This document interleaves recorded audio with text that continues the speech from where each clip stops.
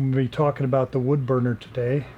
We spent a couple $100 to buy what's called a hot wire wood burner, and I'm going to show you everything I can about it.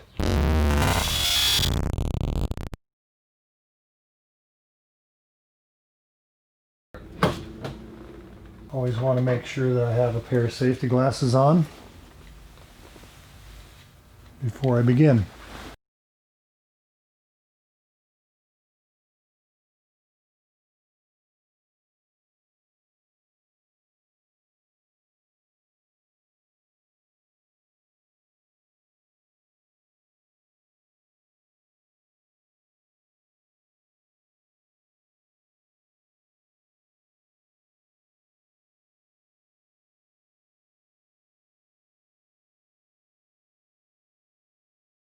The first thing I have to do, though, is change this tip. You can see how bent it is and how misshapen it's become because people tend to press too hard. It's not too bad to fix it, though. I'm going to take this screwdriver and loosen these two screws real quick and pop out this old one. If I back it up on this piece of what I use as an anvil, and it's easier for me to put pressure down on the screws, loosen them a little bit, and pull this out. And open this a little wider.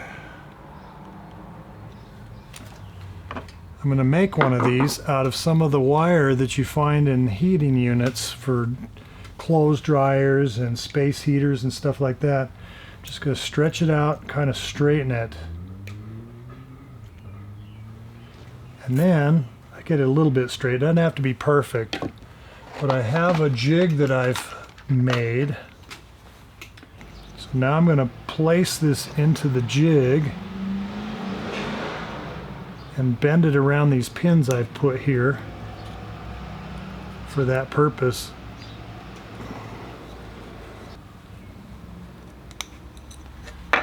Cut off some of this extra so it's out of my way. I've got the basic shape I want now. I'm going to pinch this closed a little bit. I got to straighten this up a little. Cut them the same length.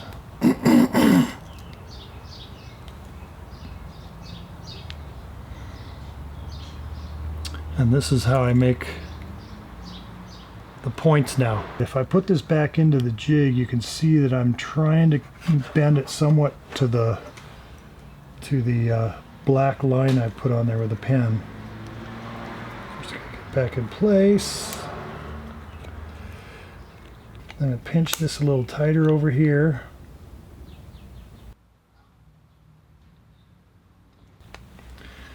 Now I have one that's pretty close to what I want, but the wire has a certain thickness to it, and it's actually not going to heat the way you want it with it just left alone like it is. So I'm going to take it, hold it with a pair of needle nose pliers onto an anvil, and I'm going to mash the end of it down a little bit. That's going to try and focus the heat at the end. If you don't do this, it tends to light up the entire thing and it makes the handle get hot really fast. But if we thin it down, the heat usually stays more towards the end.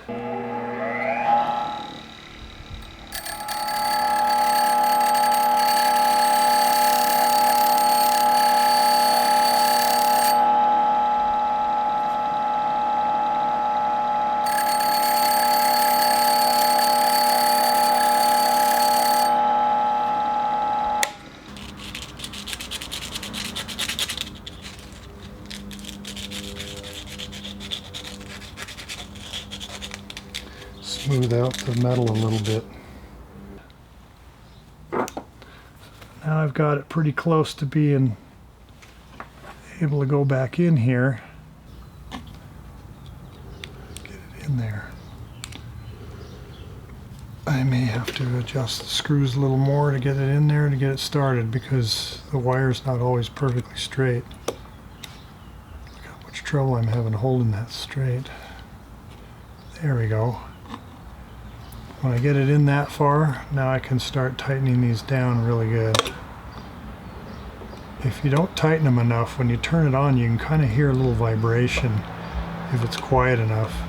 One of the reasons I wanted to show you that is not that you'll be making your own points, but to show you that it's not something that I could just stop and do anytime you want a new one. You just have to be more careful at the ends of these.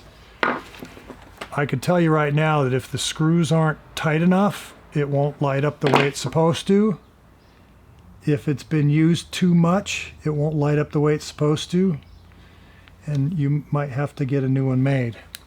Just allow enough time to do that. Now that I have that in there, I come over here to the switch, turn it on, the light shows, and pretty soon you'll see the end of this glowing. It starts to change color because it's heating up.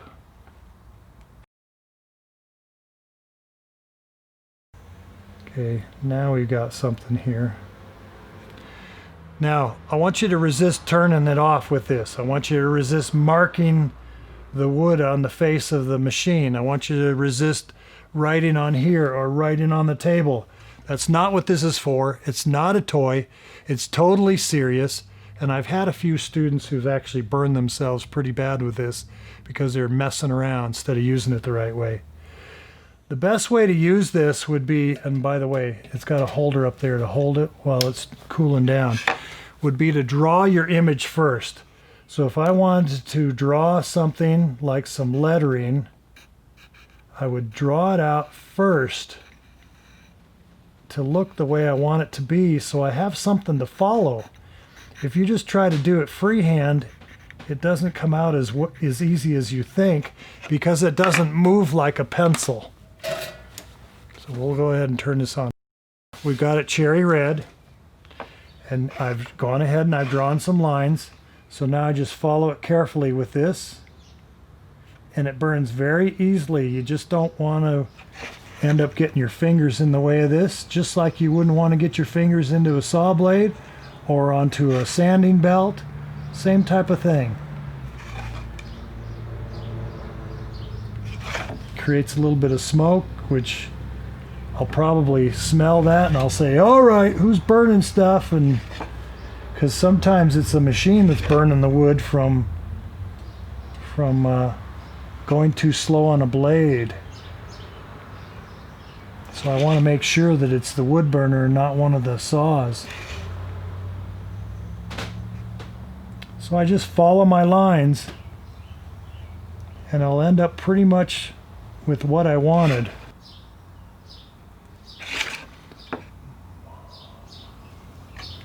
This really puts out a lot of smoke, and this is hickory, and it smells pretty weird when you're right up close to it.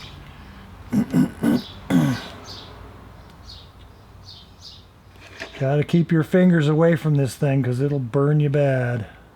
And I've had a couple of kids get burned pretty bad because they weren't being careful, or they set it down on the table and it hits the cord.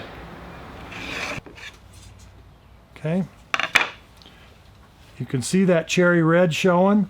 I put it in here and then I turn it off, and I want to be careful of this cord. This cord can get in your way. You can see how many times it's been taped and burned, and most of the time it's burned because people haven't watched where they are and they set it down on top of it. And the school can't keep buying this stuff. That's a really bad one right there. So that's the wood burner.